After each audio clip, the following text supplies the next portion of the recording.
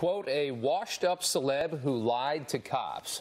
New text messages reveal that's what Chicago's top prosecutor called actor Jussie Smollett before her office dropped all charges against him. Todd Pyro joins us live with new questions surrounding Kim Foxx's recusal from the case, and we knew this wasn't over yet.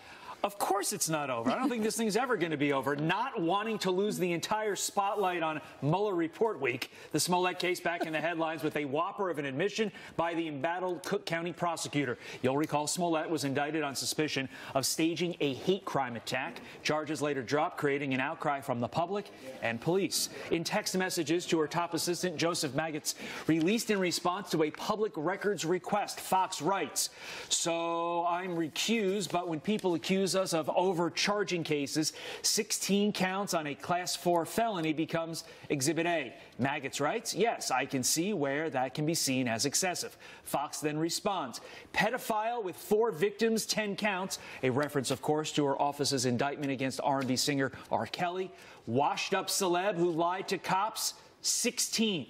On a case eligible for deferred prosecution, I think it's indicative of something we should be looking at generally. Just because we can charge something doesn't mean we should." Maggots responding, agreed. Now, these texts raising questions of whether Foxx continued her role after recusing herself, her office later pivoting, arguing that Foxx never formally recused herself.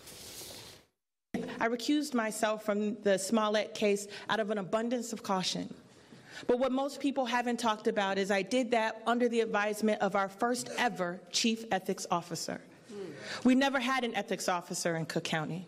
What I wanted to make sure when I started my term was that any decision that I made, even the appearance of impropriety, would be vetted by someone other than myself.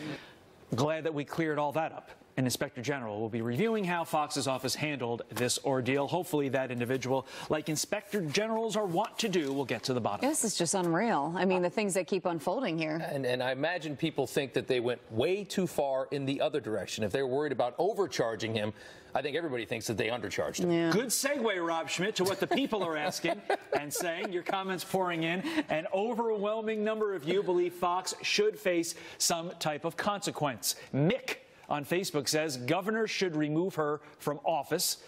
Glenn tweets, jail should be Foxx's future. And Rick on Facebook says she's a disgrace. He should have been prosecuted to the fullest extent of the law.